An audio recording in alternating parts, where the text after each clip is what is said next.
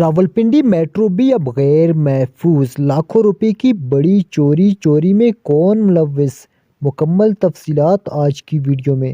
راولپنڈی میں metro bus میں چوریاں کرنے کے الزام میں 3 خواتین کو گرفتار کر لیا گیا۔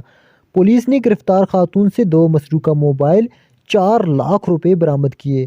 ترجمان پولیس کا کہنا ہے کہ ملزمان خواتین کو کئی مقدمات میں مطلوب تھی۔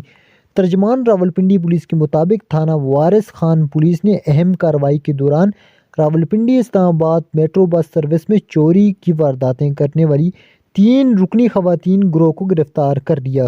گرفتار خواتین سے موقع پر 2 مسروقہ موبائل فون اور 4 لاکھ روپے سے زائد کی رقم برآمد کی گئی۔ پولیس کے مطابق خواتین گینگ کے ارکان میٹرو بس میں سوار ہو کر مسافر خواتین کے ساتھ وارداتیں کرتی تھیں۔ گرفتار خواتین نے دوران تفتیش درجنوں وارداتوں کا انکشاف کیا ہے۔ ترجمان پولیس کے مطابق گرفتار خواتین سے مزید تفتیش کی جا رہی ہے۔